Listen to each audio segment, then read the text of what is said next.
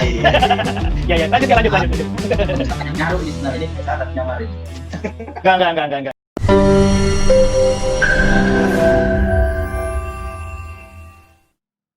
Enggak. Enggak. Ya, jadi gitu. Kita tetap memastikan bahwa peserta didik kita tidak tertinggal dalam pengembangan karakternya. Hari ini kan bagaimana yang kita maklum, pendidikan kepramukaan itu tujuan akhirnya kan pendidikan karakter. Ya. Jadi kalau saya boleh menyebutnya gini, berbeda ketika dia pintar atau pandai, harapan kita memang dia lebih dari itu. Tuntutannya adalah cerdas. Nah, kalau dia sudah cerdas, dia bijaksana. Orang yang cerdas itu biasanya lahirnya dari karakter yang baik. Gitu. Nah, jadi tidak cukup dengan pintar atau pandai saja. Nah, di gerakan pramuka ini kita berupaya melahirkan generasi-generasi yang berkarakter. Gitu. Maka nggak boleh memang hari ini kita pasrah kemudian lost kontak, mengabaikan peserta didik kita tanpa pembinaan kita. Sekalipun tidak ketemu, tidak tatap muka. Ya. Gitu. Menyapa lewat grup, kemudian kita mungkin bisa video call dan sebagainya, tetap saja ada pesan-pesan moral, tetap saja mereka tidak lepas dari nasihat-nasihat yang biasa kita lakukan, yang biasa kita sampaikan. Gitu. Jadi itu yang kita lakukan kepada peserta didik, memastikan mereka tidak putus nasihat dari kita agar tetap berkarakter. Gitu Kang Ical. Gimana, keren ya? Oke, iya Kak. Gimana? Untuk pendidikan karakter itu memang menjadi suatu tujuan utama ya Kak di gerakan pramuka. Nah, ada hal unik nih Kak. Ini di tengah pandemi, sebetulnya kalau di daerah Sumatera saya nggak paham, tapi beberapa tempat dari rekan-rekan tuh cerita begini Kak. Yang disedihkan adalah pada saat pandemi, mereka itu tidak bisa berlomba dalam pramuka. Nah, tanda petik nih Kak, kita bicara tanda petik.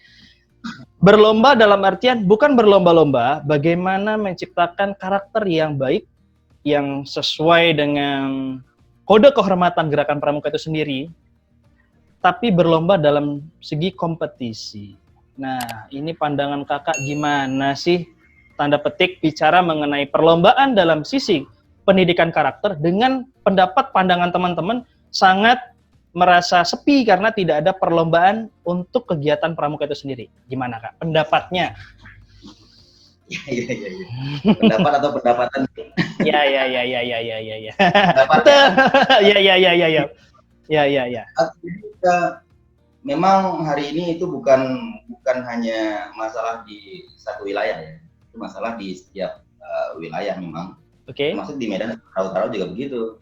Jadi memang tidak ada yang salah kalau seandainya bisa membijaksanai sebuah perlombaan atau event yang tujuannya memang untuk mengevaluasi. Ya, jadi peserta kan perlu dievaluasi sampai sejauh mana keberhasilan kita dalam melatih mereka. Tapi kalau perlombaan ini sudah menjadi sebuah hal yang wajib, yang tidak boleh tidak, apalagi dalam situasi hari ini kemudian merasa ada yang hilang dalam pendidikan kepramukaannya, sepertinya ada yang salah dalam cara berpikir kita.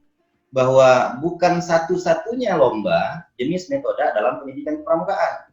Kan begitu? Ya, kalau saya boleh saya ngambil sampel rumus 4X deh.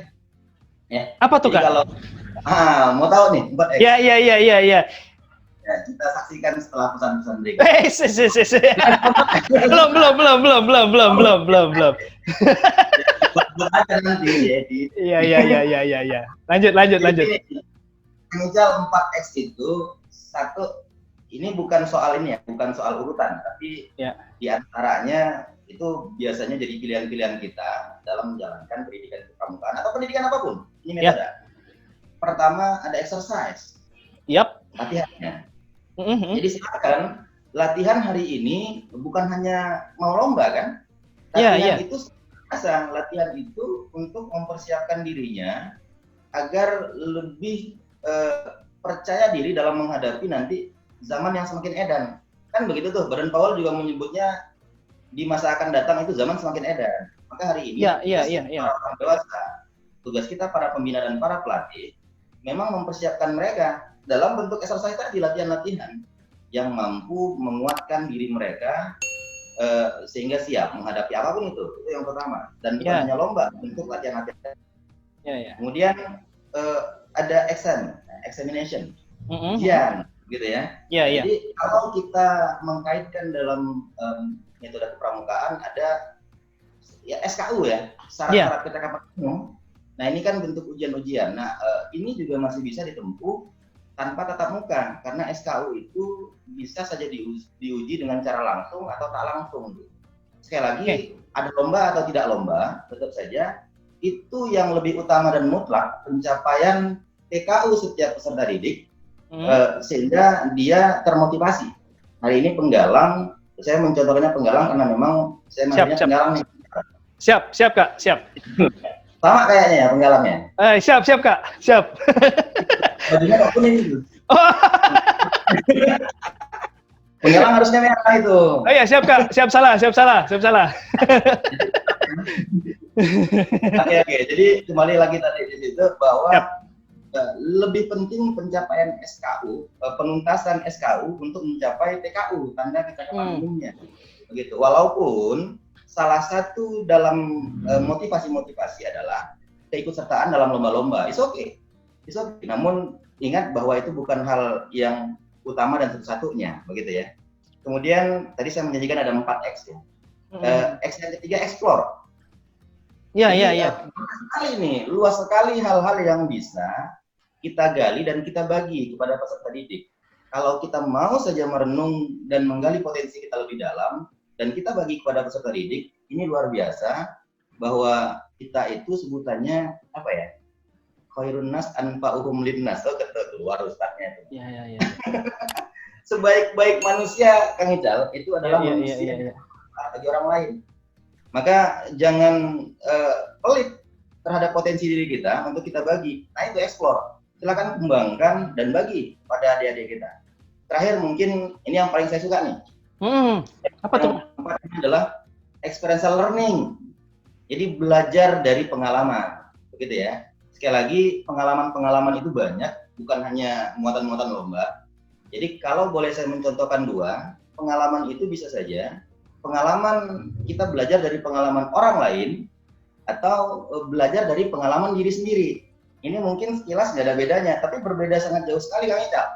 Kalau pengalaman belajarnya dari diri sendiri itu, ini contoh singkat saja, Kang Ical mungkin pernah terperosok nih, jatuh ke dalam lubang atau parit. Besok Kang Ical harus hati-hati di jalan itu. Itu kan belajar dari pengalaman diri sendiri itu. Iya. Maka besok lebih hati-hati karena sudah pernah jatuh gitu. Atau ada contoh yang lain yang saya sebut tadi, belajar dari pengalaman orang lain. Kang Ical melihat ada orang lain yang terperosok di satu tempat. Nah kemudian Kang Ical lantas hati-hati besok jangan sampai kejadian kayak orang itu gitu. Jadi lebih hati-hati berjalan di tempat yang orang lain terperosok tadi itu. Kita belum salah, tapi kita belajar dari kesalahan orang itu gitu. Jadi kan beda tuh. Tapi prinsipnya dua-dua sama-sama belajar dari pengalaman. Itu Kang Ical ada 4X. Jadi lomba bukan satu-satunya metode atau hal yang memang wajib ada. Begitu? Enggak. Iya, ini menarik sekali Kak, sangat menarik, dan saya rasa sahabat Naraya pun akan bertanya-tanya lebih banyak, dan itu yang kami harapkan, karena bila berkenan Bapak ini akan mengisi di segmen-segmen berikutnya, segmen-segmen mengenai kepramukaan jelas ya, karena ya terus terang Kak, saat ini tuh pembina pramuka ada, tapi menurut saya, hemat saya itu, saya sendiri selaku orang yang membina di Gerakan Pramuka di salah satu gugus depan, itu merasa perlu penyegaran-penyegaran Kak, karena penyegaran-penyegaran untuk kalangan pembina itu sangat-sangat minim, dimana ketika pembina tadi sudah menjadi seorang pembina, beliau akan merasa dirinya pembina, tanpa berpikir kira-kira zaman ini sudah paskah dengan pola pembinaan seperti ini. Nah, tadi menarik banget Kak. Saya bicara dengan Kakak ada beberapa poin yang saya tulis di catatan kecil saya. Itu Kakak bicara mengenai kegiatan di kala pandemi untuk golongan dewasa. Pertama itu untuk golongan dewasa. Yang kedua untuk golongan peserta didik. Nah, bila berkenan Kak, kita akan coba bahas mengenai 2 poin ini di kesempatan yang lainnya. Ditambah lagi ada satu yang mungkin momen yang sebetulnya dinanti-nantikan oleh banyak penggiat kegiatan, Kak. Bukan hanya dari kegiatan kepramukaan. Makanya saya tuh menyebutkan kegiatan kepramukaan ini sebetulnya kalau hanya disebut sebagai ekstrakurikuler saja kurang pas sebetulnya, Kak.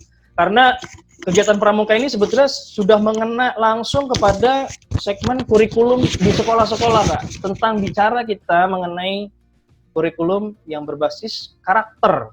Nah, sementara kegiatan berkarakter itu sudah lengkap dari dulu kala itu adanya di pramuka. Jadi ada 3 poin yang mungkin ke depan kita akan bahas, dan ini yang selalu harus saya ingat ketika Bapak ini dulu pernah bicara, kalau pramuka itu jangan dihabis-habiskan. Harus ada sesuatu yang disambung di lain waktu supaya teman-teman itu, supaya adik-adik itu menunggu momen berikutnya. Bukan begitu, Bapak? Ada lagunya itu, Kang Ijam. Oh iya, gimana, Kak? Siap. Ya, mau dengerin nggak nih? Boleh, Kak. Boleh. Hari ini cukup sekali, hari esok diulang lagi. Udah itu aja, ditahan dulu lagunya. Ntar di ujung baru siap, sahabat Braja. Ya. Oke, agak sedikit lebih mengerucut, Kakak. Tadi itu pembahasan Kakanda ini mengenai pendidikan karakter sebegitu luar biasanya. Baik itu untuk golongan dewasa, bagaimana golongan dewasa pun harus tetap terbina, ada juga penyegaran, bahkan dipersiapkan dengan segala macam situasinya untuk bisa memberikan pemahaman-pemahaman ataupun materi-materi kepada adik-adik peserta didik. Nah, pastinya bukan hanya itu, di peserta didik juga Kakanda ini betul-betul berbicara tentang karakter. Bahkan mengenyampingkan tadi kalau yang saya ambil dari beberapa perkataan, saya menyimpulkan bahwa kegiatan perlombaan itu ada, diperlukan, tapi hanya sebagai media untuk mengevaluasi seberapa jauh kegiatan latihan pramuka di sekolahnya. Nah, ada hal yang sangat-sangat penting untuk kita bahas sebetulnya malam ini. Hal ini pasti tercipta karena pendidikan yang pernah Kakak dapat di masa-masa yang lalu. Nah, boleh dong Kak sedikit cerita mengenai pendidikan yang Kakak dapat dari mulai sekolah dasar sampai dengan SMA ya, setingkat SMA gitu, setingkat SMA. Dan yang saya dengar bahwa Kakandaku ini adalah